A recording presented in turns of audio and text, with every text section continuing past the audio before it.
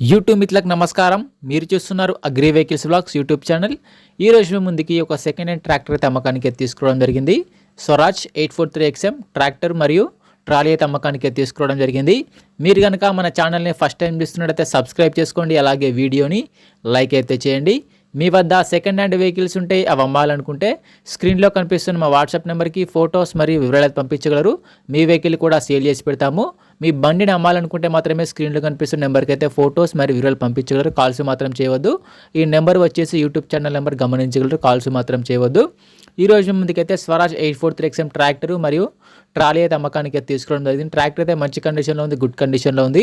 Trolley కూడా neat కండిషన్లో, working కండిషన్లో అయితే ఉందని ఓనర్ చెప్పడం జరుగుతుంది. ట్రాక్టర్ అయితే మంచి కండిషన్లో ఉంది. మనల్ని చాలామంది అయితే స్వరాజ్ 843XM ట్రాక్టర్ కావాలని కామెంట్ చేయడం జరిగింది. అందుకోసమే ట్రాక్టర్ అయితే తీసుకోవడం జరిగింది. మీకు కూడా ఇలాంటి సెకండ్ హ్యాండ్ వెహికల్ ట్రాక్టర్ కానీ హార్వెస్టర్ కానీ కావాలనుకుంటే కామెంట్ చేయండి. కామెంట్ చేసే ముందు ఒక సబ్స్క్రైబ్ అని లైక్ అయితే కొట్టండి. మీరు కామెంట్ చేసిన వెహికల్ కూడా పక్కా తీసుకోవడం ట్రై చేస్తాను. ఈ ట్రాక్టర్ యొక్క మోడల్ వచ్చేసి 2024 మోడల్ బండి. 2024లో ట్రాక్టర్ తీసుకోవడం జరిగింది. ట్రాక్టర్ తీసుకొని ఒక సంవత్సరం అయితే అవుతుందని ఓనర్ చెప్పడం జరిగింది. రీసెంట్గా ట్రాక్టర్ తీసుకున్న ట్రాక్టర్ మంచి కండిషన్లో ఉంది. ఓన్లీ 110 గంటలు మాత్రమే ట్రాక్టర్ నడవడం జరిగింది. వీడియోని పూర్తిగా చూడండి, స్కిప్ చేయకుండా చూడండి. అలాగైతేనే మీకు ట్రాక్టర్ గురించి పూర్తి వివరాలు తెలుసుకోవడం జరుగుతుంది.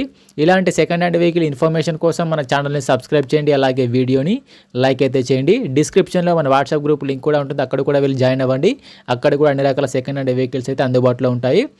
మీకు ఎలాంటి వెహికల్ కావాలనుకుంటే కామెంట్ చేయండి. కామెంట్ చేసే ముందు సబ్స్క్రైబ్ అని లైక్ అయితే కొట్టండి.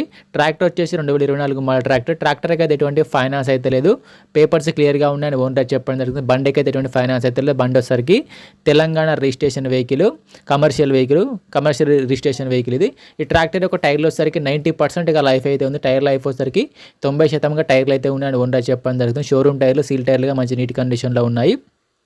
ట్రాక్టర్కి అయితే ఎటువంటి రిపేర్ అయితే డైరెక్ట్గా వర్క్ వెళ్ళొచ్చు అని ఓనర్ చెప్పడం జరుగుతుంది. ట్రాలీ కూడా మంచి కండిషన్, నీట్ కండిషన్లో ఉంది. ట్రాలీ యొక్క టైర్లు కూడా 90% లైఫ్ అయితే ఉంది. ఓన్లీ ట్రాక్టర్ మరియు ట్రాలీ వచ్చేసరికి 110 గంటలు మాత్రమే నడిచిందని ఓనర్ చెప్పడం జరుగుతుంది. ఓన్లీ 110 అవర్స్ మాత్రమే వెహికల్ అయితే నడవడం జరిగింది.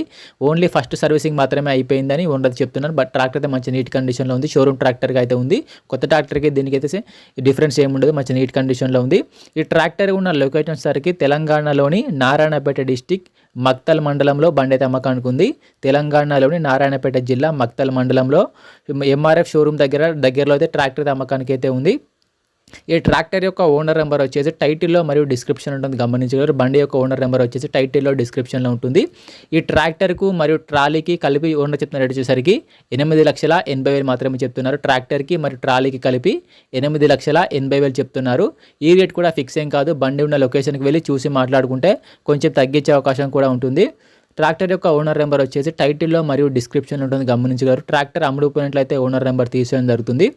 ఓనర్ నెంబర్ లేకపోతే ట్రాక్టర్ అమ్ముడుపోయినట్లు గమనించగలరు. టైంపాస్ కాల్స్ మాత్రం చేయవద్దు. మీకు ఇంట్రెస్ట్ ఉండి ట్రాక్టర్ని తీసుకోవాలనుకుంటే కాల్ చేసి మాట్లాడండి. ఎటువంటి ఆన్లైన్ పేమెంట్స్ మాత్రం చేయవద్దు. ఆన్లైన్ పేమెంట్ చేసి మాత్రం మోసపోవద్దు. బండి ఉన్న లొకేషన్కి వెళ్ళి చూసిన తర్వాత మాత్రమే పేమెంట్ చేసుకోనండి. ఎటువంటి ఆన్లైన్ పేమెంట్స్ మాత్రం చేయవద్దు. ఆన్లైన్ పేమెంట్ చేసి మాత్రం మోసపోవద్దు.